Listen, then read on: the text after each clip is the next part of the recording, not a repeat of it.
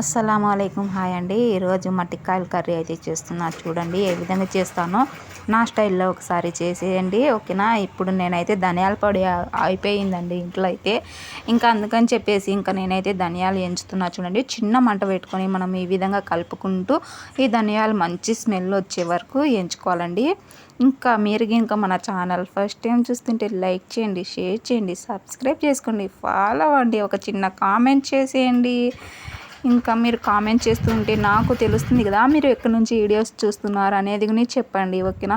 ఇంకా ధనియాలు వేయించుకొని కాస్త చల్లారిన తర్వాత ఇంకా మిక్సీకి అయితే పడతానండి. ఇంకా ఆలోపు మనము ఇంకా మట్టికాయలు అయితే తర్వాత పెట్టుకుందామండి. మసాలా మొత్తం మనము ఇంకా సరిపోయేమైనా ఆయిల్ అయితే వేసుకున్నాను, కొన్ని పోపు దినుసులు అయితే వేసుకున్నాను. చూడండి ఈ విధంగా పోపు దినుసులు వేసుకుని చిటపటలాడిన తర్వాత ఇంకా మనం చిన్నగా కట్ చేసుకున్న ఆనియన్స్ అయితే వేసుకోవాలండి.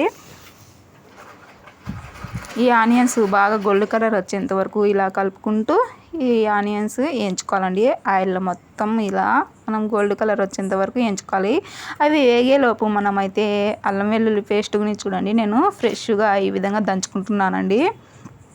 ఇంకా ఈ సైడ్ కొంచెం మంట సరిగా రావడం లేదని చెప్పేసి కర్రీ అయితే ఆ సైడ్కు మార్చానండి. స్టవ్ కొంచెం ప్రాబ్లంగా ఉంది, చూపించాలండి. ఈ విధంగా అల్లం వెల్లుల్లి పేస్ట్ నేను ఎప్పుడప్పుడు దంచి వేస్తానండి. కర్రీ చాలా బాగా టేస్ట్ వస్తుంది. ఇంకా దంచి పక్కన అయితే పెట్టేశాను. ఈలోపు చూడండి ఆనియన్స్ అయితే ఇటు సైడ్ చిన్న మంట అయితే వస్తుందండి. ఈ రిపేర్ చేపిస్తే కానీ ఇంకా ఈ మంట అనేది సరికాదు.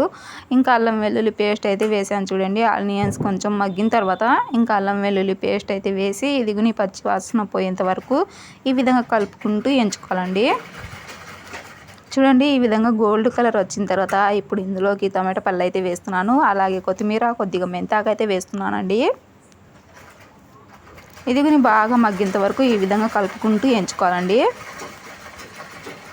తర్వాత చూడండి కొద్దిగా ఉప్పు అయితే వేస్తున్నాను. ఉప్పు వేస్తే మనకు తొందరగా మగ్గిపోతాయండి టమాటా పళ్ళు అయితే.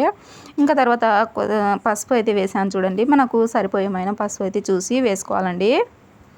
ఇంకా పసుపు వేసిన తర్వాత ఇంకా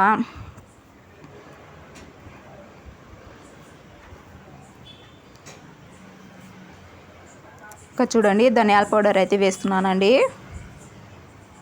ఈ విధంగా ధనియాల పౌడర్ అయితే వేసానండి. ఆ తర్వాత కొద్దిగా గరం మసాలా కూడా వేసానండి. వేసి ఈ గరం మసాలా అలాగే ధనియాల పౌడరు పచ్చి వాసన పోయేంత వరకు ఈ విధంగా కలుపుకుంటూ ఎంచుకోవాలండి.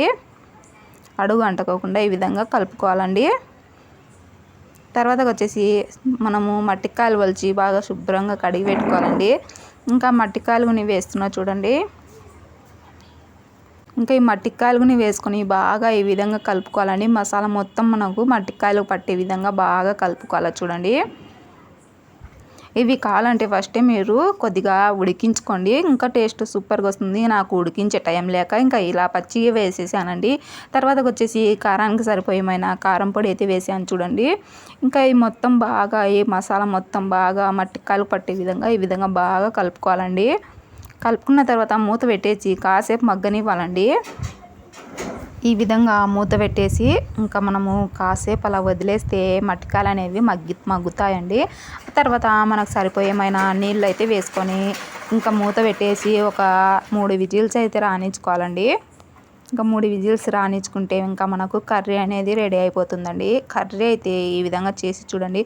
అలాగే నేను వాటర్ వేసిన తర్వాత కొన్ని పచ్చివి ఆనియన్స్ అయితే వేసానండి.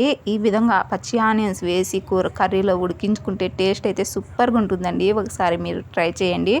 ఇంకా మనకు గుమగుమలాడే మట్టికాయ కర్రీ అయితే రెడీ అయిపోయిందండి. చూశారు కదా ఎంత బాగా వచ్చిందో, చూస్తుంటేనే తెలుస్తుంది మనకు కర్రీ అనేది ఎలా వచ్చిందో.